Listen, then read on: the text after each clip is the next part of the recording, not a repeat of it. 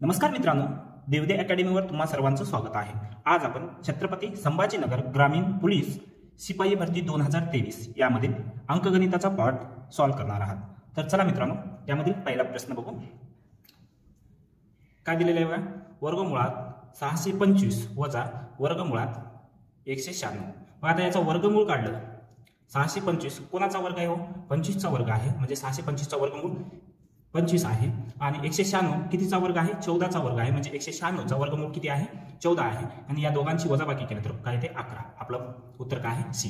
प्रश्न दुसरा, महेशने एका व्यक्तीला 10,000 रुपये व्याजाने दिले असतील आणि व्याजदर 10% असेल तर सरळ व्याजाप्रमाणे 10 वर्षांनंतर किती रुपये परत मिळले पाहिजे? मित्रांनो, हे दोन प्रकारे करता येतात। एक सूत्राच्या सहाय्याने सरळ व्याज बरोबर सूत्र काय आहे? मुद्दल गुणिले मुद्दत गुणिले दर भागिले 100। मग आता मुद्दल किती आहे? 10,000 गुणिले मुद्दत 10 वर्षाची आणि दर काय आहे? 10% आणि छेदामध्ये 100ला 100। हे दोन शून्य कटले, हे दोन शून्य कटले, म्हणजे सरळ व्याज किती आलेलं आहे? सरळ व्याज बरोबर काय आहे? व्याज बरोबर 10,000 आले। किती? 10,000। आणि परत मिळावयाची रक्कम म्हणजे मुद्दल प्लस काय असणार आहे? व्याज असणार आहे। मग व्याज किती आलेलं आहे? 10,000 आणि मुद्दल किती आहे? 10,000, म्हणजे दोन्ही मिळून किती होणार आहे?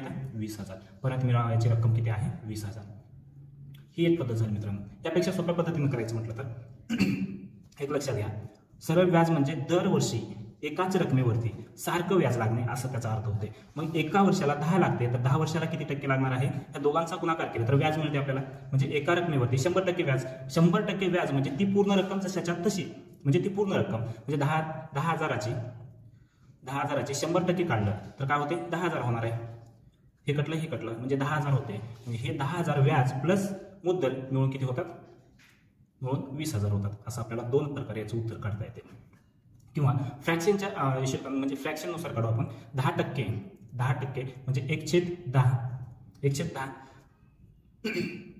तर याचे हे खालचे म्हणजे मुद्दल आहे आणि हे झालं व्याज। मग याचे 10 वर्षाचे म्हटलं तर काय होते? 10 म्हणजे 10चे 10 पट म्हणजे 10 हे 10,000 असेल तर हे 10,000 मिळून दोन्ही 10,000 किती होतात? 20,000 होतात। अशा प्रकारे आपल्याला तिन्ही प्रकारे काय हे उत्तर काढता येते।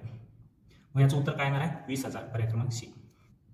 प्रश्न तिसरा, 500 गुणिले 0.8 गुणिले 0.5 कंसामध्ये भागिले 2। बघा मित्रांनो, आता पॉईंट नाही असं गृहीत धरा, गुणाकारामध्ये पॉईंटची बेरीज होते। मग अगोदर पॉईंट नाही असं गृहीत धरा, ह्या दोघांचा गुणाकार करा, किती झाले? 40। 8 पंचे 40, 500 गुणिले 40 आणि ह्या दोघांचा गुणाकार करा, 4 पंचे 20, हे 20 आणि हे 3 शून्य जशाला तसे। मग आता काय म्हटलेलं आहे? गुणाकारामध्ये पॉईंट होते, किती नंतर पॉईंट होते? एका स्थानानंतर आणि हे स्थानानंतर। एक स्थान आणि एक स्थान किती झाले? 2 स्थानानंतर पॉईंट द्या। मग उरले किती? 200 आणि इथे जे भागाकार आहे भागाकारामधले 2 भागाकारामध्ये हे कटलं, मग राहिले किती? 100। आपलं उत्तर काय आहे? डी। प्रश्न चौथा, रमेशचे वय 20 वर्षे, मुकेशचे वय 10 वर्षे, आकाशचे वय 5 वर्षे आणि त्याच्या आईचे वय 40 वर्षे असेल तर त्यांच्या सर्व वयांची बेरीज आकाशच्या वयाच्या किती पट आहे? बघा मित्रांनो, रमेशचे वय, मुकेशचे, आकाशचे आणि त्याच्या आईचे वय आपण टोटल करून घेऊ। 30 आणि 5 35, 35 आणि 40 75 वर्षे आहे। 75 आकाशच्या वयाच्या म्हणणार, यांच्या सर्वांची बेरीज आकाशच्या वयाच्या म्हटल्यामुळं आकाशचं वय काय करायचं? छेदामध्ये घ्यायचं। मग ह्याच्या किती पट आहे हे करायचं असेल तर आपलं काय करावं? भागाकार। 5 × 5 5 5 25 म्हणजे किती पट आहे? 15 पट आहे। पर्याय क्रमांक 1। प्रश्न 5वा, एका 400 मीटर लांब धावण्याच्या ट्रॅकवरती एक व्यक्ती अर्ध्या तासात 10 फेऱ्या मारत असेल तर त्यांचा वेग किती? बघा मित्रांनो, ट्रॅक कितीचा आहे? 400 मीटरचा आहे। एक ट्रॅक 400 मीटरचा आहे तर याच्यावरती काय मारतो? तो 10 फेऱ्या मारत असेल तर किती? हे 10 फेऱ्या तो अर्धा तासात मारतो। अर्धा तास म्हणजे 30 मिनिटं, तर 10 फेऱ्या मारल्या तर किती अंतर पूर्ण होत आहे त्याचं? 40। एक फेरी 400 मीटरची आहे तर 10 फेऱ्या मारण्यासाठी त्याला किती अंतर चालावं लागेल? तर ह्या दोघांचा गुणाकार केला तर किती? तो 10 फेऱ्यामध्ये किती अंतर पार करतो? 4,000 मीटर। किती? 4,000 मीटर करतो। आणि 4,000 मीटर हे किती वेळामध्ये करतो? तर 30 मिनिटांमध्ये करतो। तर 60 मिनिटांमध्ये तो किती मीटर अंतर पार करेल हे काढायचं असेल तर आपल्याला तिरकस गुणाकार करावा लागेल। 4,000 मीटर गुणिले 60 मीटर भागिले 30, 30 दोन्ही 60, या दोघांचा गुणाकार केला तर 8,000 मीटर। 8,000 मीटर म्हणजे किती किलोमीटर हो? 8 किलोमीटर पर आवर्स त्यांचा काय वेग आहे. मग आपला पर्याय क्रमांक डी मध्ये येते. प्रश्न 6. बघा मित्रांनो, प्रत्येक पेपरमध्ये असे काही गणित असतात ते खूप सोपे असतात. त्यामधला एक क्वेश्चन काय म्हणले, 500चे 15% काढा म्हणले. 500चे 15% हे 15 टक्के म्हणल्यावरती छेदामध्ये 2, हे 2 कटले, हे 2 कटले, 15 × 5 = 75. आपलं उत्तर काय येणार आहे, सी. प्रश्न 7. 4 गाड्यांचा वेग 10 किलोमीटर तासी, 40 किलोमीटर तासी, 50 किलोमीटर तासी, 50 किलोमीटर तासी आणि तासी 20 किमी असेल तर त्यांचा सरासरी वेग काढा म्हटलेला आहे. बघा मित्रांनो, 4 गाड्या आहेत, त्यांचा वेग दिलेला आहे, तर त्यांचा सरासरी वेग काढायचा आहे. तर आपल्याला काय करावं लागेल, ह्या 4 गाड्यांच्या वेगांची बेरीज भागिले किती गाड्या आहेत, तर त्या गाड्याने त्याला किती गाड्या आहेत त्या नंबरने त्याला जर भागलं तर आपल्याला सरासरी वेग मिळून जाते. बघा 10 + 40 + 50 + 20 यांची बेरीज किती होते, 120. 120 भागिले किती गाड्या आहेत, 4 गाड्या आहेत, 4 त्रिकम 12 म्हणजे 30 किलोमीटर पर आवर्स असा त्याचा सरासरी वेग आहे. पर्याय क्रमांक ए हे उत्तर आहे. प्रश्न 8. 25 भागिले, बघा मित्रांनो इथे थोडी मिस्टेक झालेली आहे, हे भागाकाराचं चिन्ह आहे. 25 भागिले 3 + 66 गुणिले 10 - 5 - 5. बघा मित्रांनो, काही गणित हे आपल्याला आपलं नॉलेज चेक करण्यासाठी नाही तर प्रेझेन्स ऑफ माइंड काय आहे हे चेक करण्यासाठी देतात. तर मित्रांनो इथे काय दिलेलं आहे, 25/3. आता ह्या दोघांना भाग जाते का, जात नाही. 66 कंस बंद गुणिले 10 - 5 - 5. बघा आपल्याला हे सॉल्व्ह करून घेण्यापेक्षा हे अगोदर सॉल्व्ह करून घ्या. बघा मायनस मायनस काय झालं, प्लस, पण काय होते, प्लस ह्या 5 आणि 5 10 झाले, पण याला चिन्ह कशाचं येते, मायनसचे येते. आणि धन 10 आणि ऋण 10 किती झाले हो, 0. या शून्याने कोणत्याही संख्येला, या शून्याने आपल्याला पूर्ण कंशाला गुणायचं आहे. शून्याने कोणत्याही संख्येला गुणलं तर काय येते, त्याचं उत्तर 0च येते. म्हणजे आपल्याला हे सॉल्व्ह करण्याची गरज नाही. म्हणजे आपलं उत्तर काय येते, पर्याय क्रमांक सी. प्रश्न 9. त्रिकोणाचे क्षेत्रफळ किती म्हणाले. बघा मित्रांनो, आपल्याला जो त्रिकोण दिलेला आहे तो काटकोन त्रिकोण आहे. काय, काटकोन त्रिकोण आहे, कारण इथे 90 अंशाचा कोन तयार होते. आणि याची जी उंची आहे 4 सेंटीमीटर आणि याचा जो पाया आहे 3 सेंटीमीटर दिलेला आहे. तर काटकोन त्रिकोणाचे क्षेत्रफळ, काटकोन त्रिकोणाचे क्षेत्रफळ बरोबर सूत्र काय, 1/2 गुणिले पाया गुणिले उंची, पाया गुणिले उंची किंवा लांबी गुणिले रुंदी म्हणू शकता. तर 1/2 गुणिले 4 गुणिले 3, याचा 2 वर बसला, 3 दोन्ही 6 सेंटीमीटर मध्ये उत्तर आहे, म्हणून सेंटीमीटर स्क्वेअर हे आपलं उत्तर येणार आहे. पर्याय क्रमांक दिलेला नाही, तर पर्याय क्रमांक आपलं उत्तर काय आहे, 6 सेंटीमीटर स्क्वेअर हे उत्तर आहे. एका व्यक्तीच्या एकूण पगारातून 15% टॅक्स कपात होत असेल आणि तो एकूण 6,000 रुपये इतकी रक्कम टॅक्स रूपात भरत असेल तर त्यांचा पगार किती. बघा मित्रांनो, त्याची जी एकूण पेमेंट आहे, एकूण पेमेंट किती आहे, 100% आहे. त्यामध्ये 15% त्याला टॅक्स लागत आहे. 15% टॅक्स लागते म्हणजे टॅक्स भरतो किती, तो 6,000 रुपये भरतो. 15% बरोबर 6,000 म्हणजे त्याच्या एकूण पेमेंटच्या 15% म्हणजे 6,000 आहे. तर 100% बरोबर किती हे आपल्याला काढता येते. मग हे बरोबर काय, एक्स मानू आपण, आणि ह्याचा तिरकस गुणाकार केल्यावर आपल्याला एक्सची किंमत मिळते. एक्स बरोबर 6,000 गुणिले 100 भागिले 15. 15 चौक 60 बरोबर हे 2 शून्य आणि हे 2 शून्य किती झाले, 40,000. म्हणजे त्याची एकूण पेमेंट किती आहे, 40,000. पर्याय क्रमांक बी. प्रश्न 11. x² प्लस 30चा वर्ग बरोबर 925. तर x ची किंमत किती हे काढायची आपल्याला. बघा मित्रांनो, x चा वर्ग बरोबर प्लस 30चा वर्ग किती आहे, 900 आहे, बरोबर 925. आता आपल्याला इथूनच कळून येते याचा वर्ग 900 म्हणजे याच्यामध्ये या 900 मध्ये किती मिसळावं, म्हणजे 925 होते. म्हणजे हे दोन समीकरण काय आले पाहिजे, सारखे असले पाहिजे. तर इथे 25 आलं पाहिजे, काय आलं पाहिजे, 25. याच्यामध्ये 25 मिसळावं, पण 25 कितीचा वर्ग होतो, 5चा वर्ग होतो. म्हणजे एक्सच्या जागी काय येणार आहे, 5 येणार आहे. तरी पण आपल्याला नाही समजलं तर काय करायचं, हे जे काय बेरच्या मध्ये आहे ते बरोबर जाते. म्हणजे एक्स वर्ग बरोबर हे 925 वजा हे जे प्लस मध्ये आहे इकडे येऊन काय होते, मायनस मध्ये होते. मग उरणार किती आहे, एक्स वर्ग बरोबर 25 उरणार आहे. आता याचा वर्ग कट करायचा असेल आपल्याला, याचा वर्ग कट करायचा असेल तर याला वर्गमुळात घ्या आणि याला देखील, म्हणजे इकडे वर्गमूळ काढला तर इकडे देखील वर्गमूळ काढावं लागते. हे वर्गमूळ आणि हे वर्ग कटला म्हणून एक्स बरोबर काय आले ना, याचा वर्गमुळामध्ये संख्या काय असणार आहे, 25चा वर्ग 5 हे आपलं उत्तर असणार आहे. प्रश्न 12. बघा मित्रांनो, इथे काय दिलेलं आहे, 20 गुणिले 5 मायनस 4 गुणिले 3 प्लस 5 मायनस 6 गुणिले 0. मग आता गुणाकार अगोदर करून घ्या. जेवढ्या जिथे जिथे गुणाकार आहे या दोघांचा गुणाकार, ह्या दोघांचा गुणाकार करून घ्या. नंतर ह्या दोघांचा गुणाकार करून घ्या. बघा ह्या दोघांचा गुणाकार केला तर 100 मायनस ह्या दोघांचा गुणाकार करून घ्या, 4 त्रिकम 12 प्लसला प्लस 5 मायनस ह्या दोघांचा गुणाकार करूया. कोणत्याही संख्येने म्हणजे शून्य ह्या संख्येने कोणत्याही संख्येला गुणलं तरी काय ते शून्यच येते. तर आता काय होणार आहे, आता हे धनसंख्या आहे, ही देखील धनसंख्या आहे, या दोघांची बेरीज करून घेतलं तर काय होते 105. 105 मधून 12 गेले किती येणार आहे, 105 मधून 12 गेले तर किती उरते 93. आपलं उत्तर काय असणार आहे 93.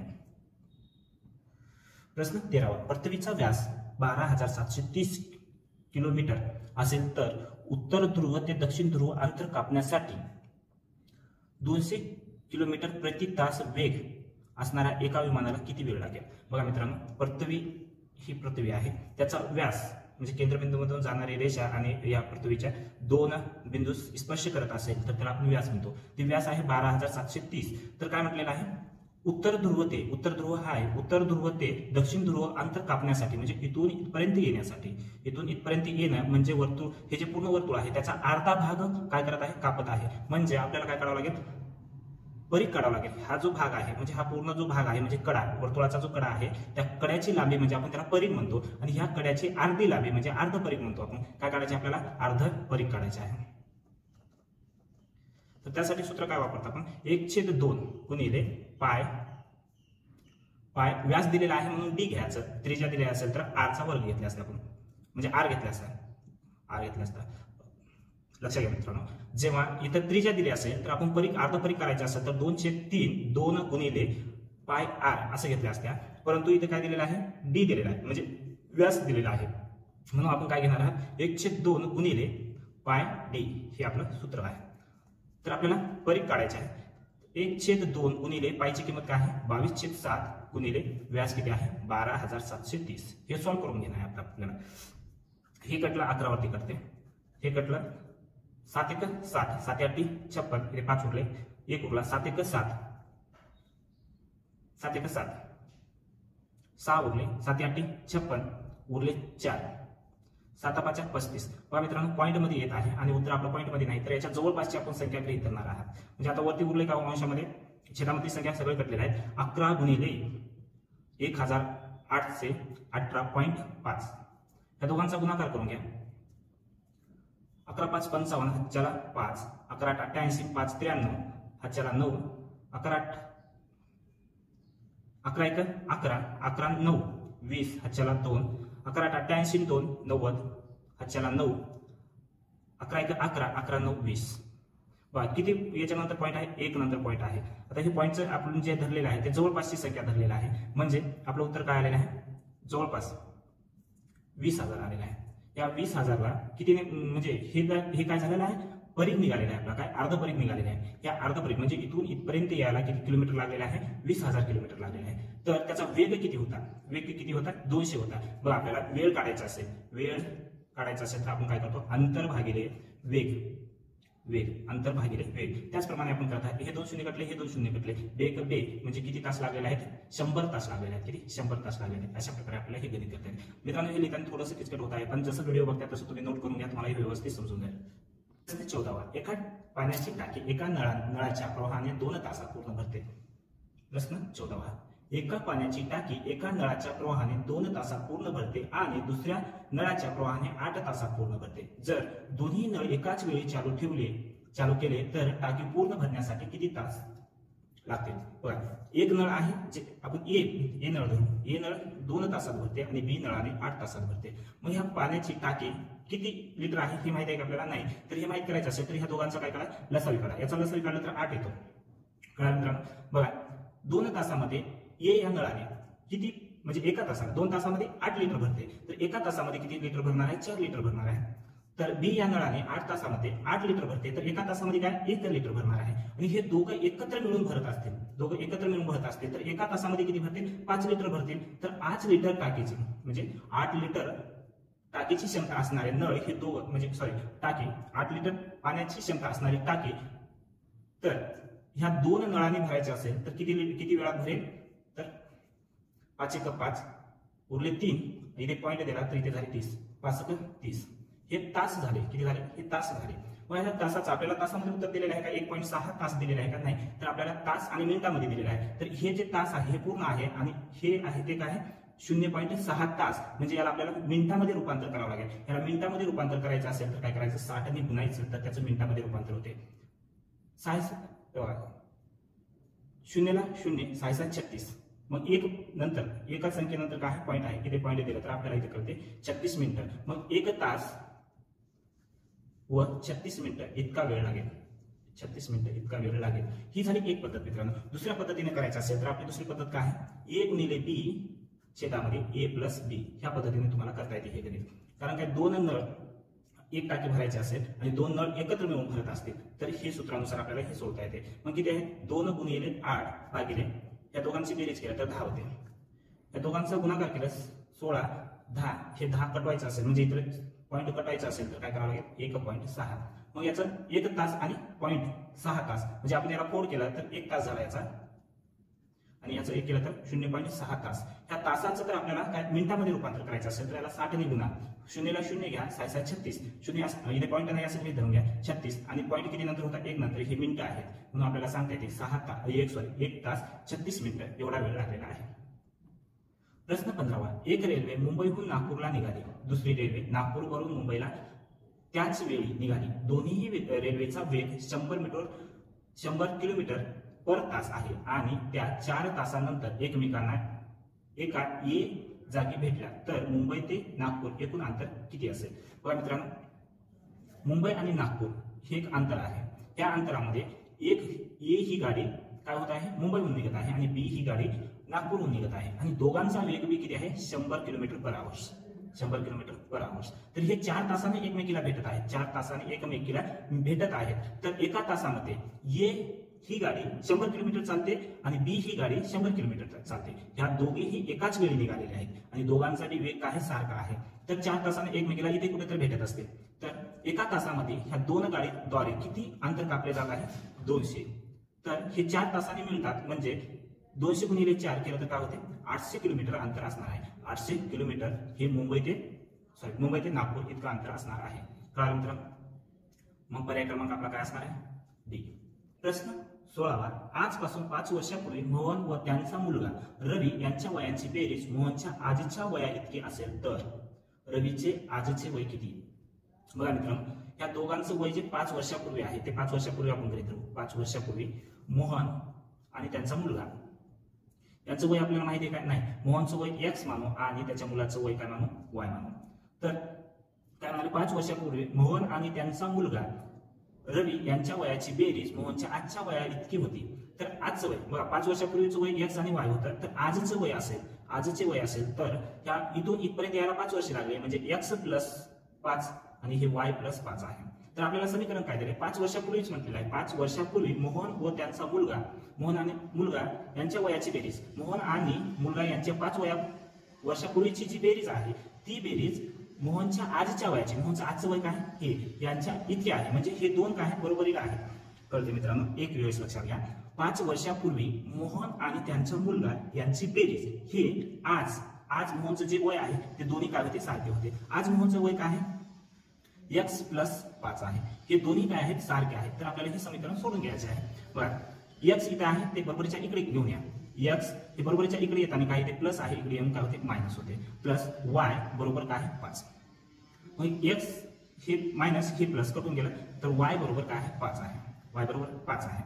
तर मुलाचं 5 वर्षापर्यंत, आता y म्हणजे काय, मुलाचं वय आहे आणि हे वय किती वर्षाखालचं वय, 5 वर्षाखालचं वय. तर रवीचं आजचं वय म्हणाले तर हे 5 वर्षापूर्वीचं होतं. तर आजचं वय काय असणार आहे, त्या वायच्या जागी किंमत ठेवलं तर 5 आणि हे 5 किती झाले, 10 वर्ष.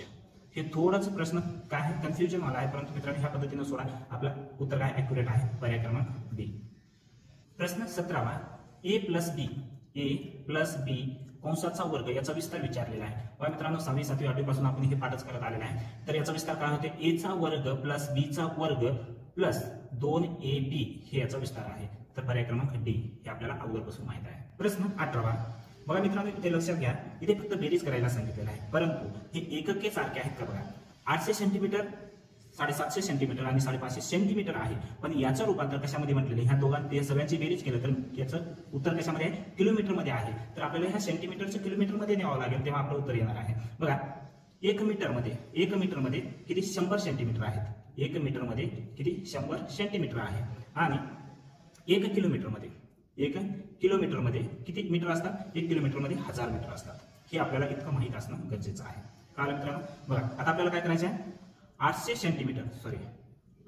Centimetre plus 750 centimetre. एकके सारखे आहेत, आपल्याला बेरीज करायला काय प्रॉब्लेम नाही. 550 सेंटीमीटर याची बेरीज करून घ्या. 0 ला 0, 5 5 10, चला 1, 8 8 1, 8 8 16, 16 5 21. आता हे काय सेंटीमीटर मध्ये आहे, याला मीटर मध्ये रूपांतर करायचं असेल तर बघा, एका मीटर मध्ये किती सेंटीमीटर आहेत? 100 सेंटीमीटर आहे. तर आपल्याला याला 100 ने भागलं तर आपल्याला काय मिळते? मीटर मिळते. म्हणजे 21 मीटर मिळालेले आहेत. किती? 21 मीटर. आता हे 21 मीटर आहे, याचं आपल्याला किलोमीटर मध्ये रूपांतर करायचं असेल तर एका किलोमीटरमध्ये किती? 1000 सेंटीमीटर आहेत. किती? 1000 सेंटीमीटर आहे. तर 21 मीटर म्हणजे किती किलो मीटर होणार आहे हे आपल्याला काढायचं आहे. ते काढायचं असेल तर आपल्याला काय करावं लागेल? आता इथे x मानलं तर ह्याचा तिरकस गुणाकार करावा लागेल. ह्याचा तिरकस गुणाकार केला तर काय होते? 21 मीटर भागिले 1000. तर आपल्याला हे केलं तर काय होणार आहे? याचं हे शून्य म्हणजे छेदामध्ये जेवढे शून्य आहेत तेवढ्यानंतर काय करावं लागेल? आपल्याला अंशामध्ये पॉईंट द्यावा लागेल. 1 2 3 3 शून्य आहेत, तर अंशामध्ये देखील 3 अंकाच्या नंतर आपल्याला काय द्यावं लागेल? पॉईंट द्यावा लागेल. मग आपल्याला सांगता येते 0.021 किलोमीटर. हे कशामध्ये येते? किलोमीटर. हे आपलं काय असणार आहे? एकक असणार आहे. मग हे कुठे पर्याय क्रमांकामध्ये आहे? बी. हे आपलं उत्तर आहे. प्रश्न 19वा. एका देशाचे संपूर्ण क्षेत्रफळ 50,000 चौरस किमी असेल आणि त्या देशात एकूण 20 राज्य असतील तर राज्यांचे सरासरी क्षेत्रफळ किती? काय म्हणाले मित्रांनो? एकूण क्षेत्रफळ, एक देश आहे आणि त्या देशाचे एकूण क्षेत्रफळ 50,000 चौरस किलोमीटर अंतर आहे, म्हणजे क्षेत्रफळ आहे. तर ह्या देशामध्ये एकूण किती राज्य आहेत? 20 राज्य आहेत. तर एका राज्याचं म्हणजे सरासरी आपल्याला काय करायचं आहे?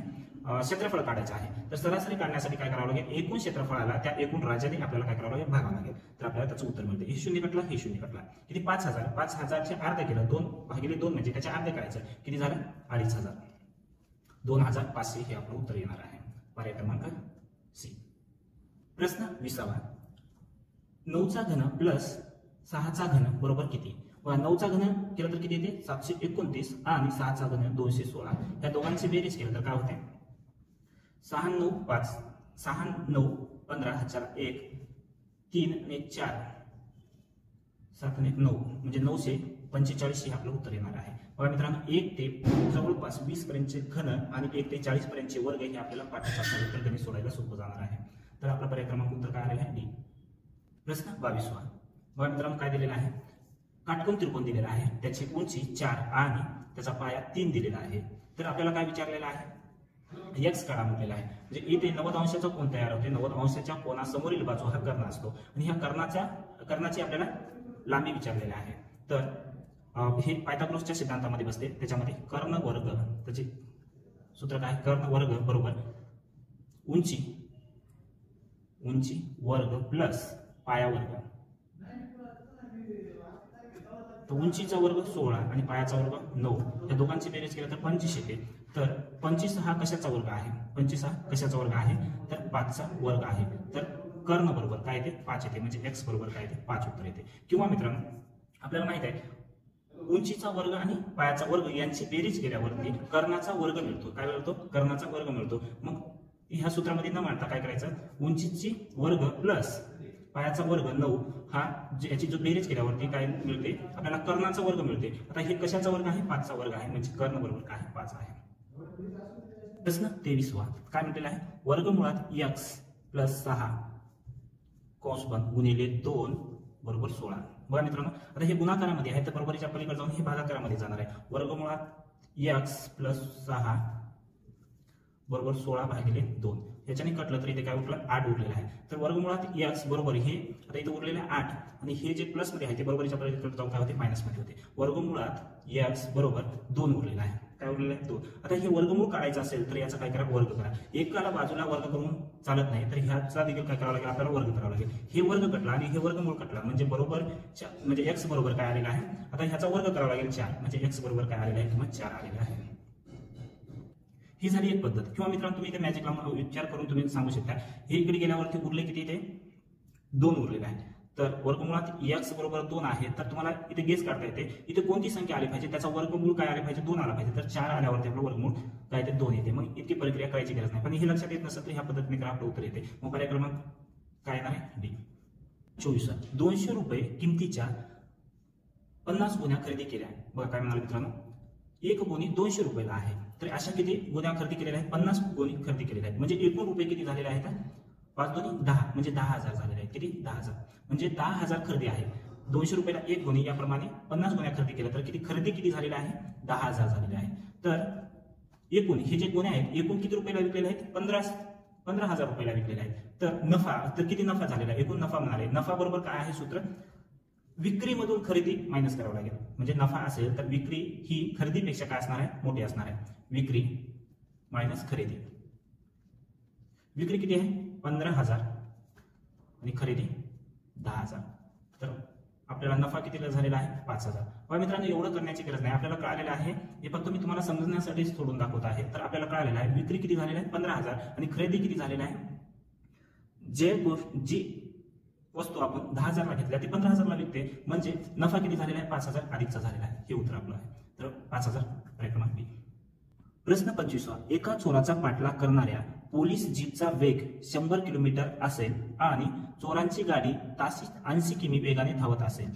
त्या दोघांमध्ये सुरुवातीला 10 किलोमीटरचे अंतर असेल तर किती वेळात पोलीस चोरास पकडेल? बघा मित्रांनो,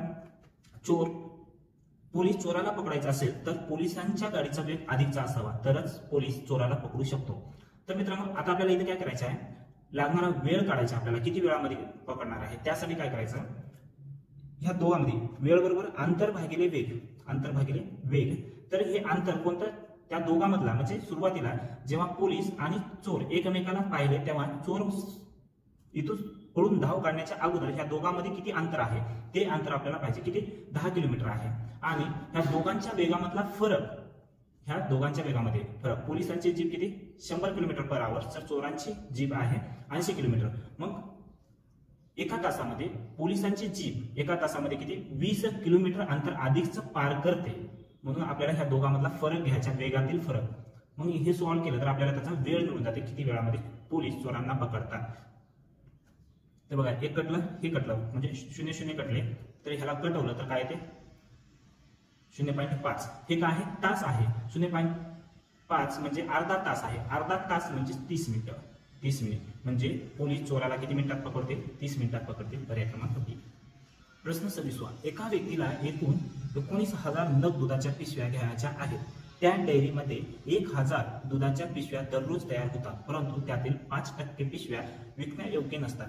तर किती दिवसात त्या व्यक्तीची खरेदी पूर्ण होईल? बघा काय म्हणाले, जी डेअरी आहे त्या डेअरीवरती एका दिवसाला 1,000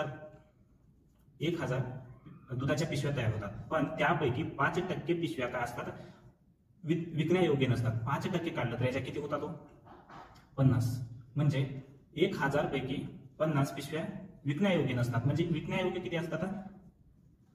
950 पिशव्या विकण्यायोग्य असतात. मग त्यांना एक डिमांड आली की एका व्यक्तीला 19,000 पिशव्या पाहिजे होते दुधाच्या.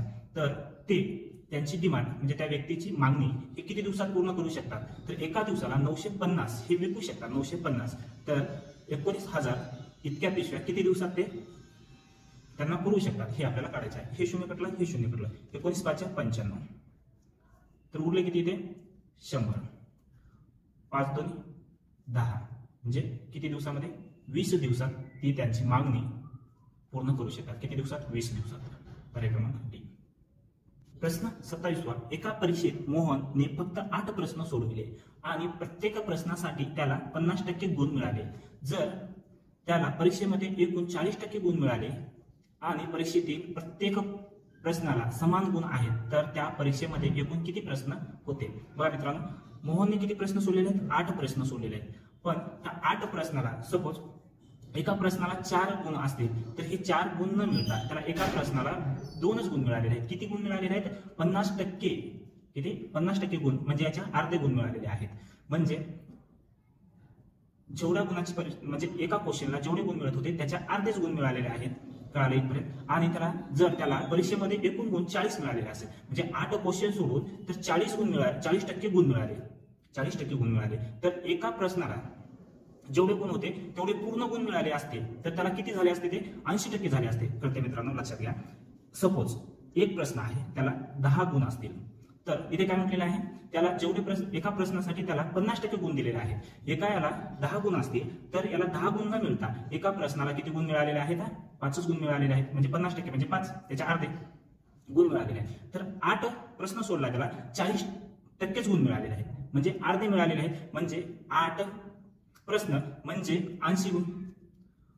8 प्रश्न म्हणजे 80% गुण, 80% गुण. तर 100% गुण बरोबर किती प्रश्न, म्हणजे एकूण प्रश्न आपल्याला मिळून जाते. तर ह्या दोघांचा तिरकस गुणाकार करा आता. 100 गुणिले 8 भागिले 80.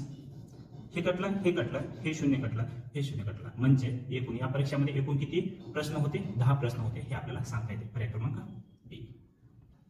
प्रश्न 28वा, या आकृतीतील कोन ए चे माप किती. बघा हे काय वर्तुळ आहे आणि वर्तुळाचं पूर्ण अंश म्हणजे वर्तुळ किती अंशाचं असते, 360 अंशाचं असते. किती, 360 अंशाचं असते. 360 अंशापैकी इथे किती 3 भागामध्ये हे केलेलं आहे त्याचं विभाजन, आणि एक भाग किती आहे 80, दुसरा 120. तर उरलेल्या भागाचं मिळून ह्या तिघाचं जे बेरीज केलं तर 360 झालं पाहिजे. हे बघा 120 प्लस 80 प्लस हे काय आहे ए बरोबर किती आलं पाहिजे, 360 आलं पाहिजे. 360 या दोघांची बेरीज करा किती होईल 200. हे 200 होणार आहे प्लस ए बरोबर 360. बघा ए बरोबर हे जे प्लस मध्ये आहे हे इकडे बरोबरीच्या इकडे जाऊन काय होणार आहे, मायनस होणार आहे. 360 मायनस 200 केलं तर किती येणार आहे, ए बरोबर काय येणार आहे 160 अंश एवढं उत्तर येणार आहे. मग आपलं पर्याय क्रमांक 3 हे उत्तर बरोबर आहे. बघा मित्रांनो, अशा प्रकारे आपला प्रश्न संच पूर्ण झालेला आहे. मित्रांनो, तुम्हाला व्हिडिओ आवडला असेल तर तुमच्याकडे जेवढे ग्रुप आहेत तेवढ्या ग्रुपमध्ये शेअर करा आणि व्हिडिओला लाईक करा. धन्यवाद.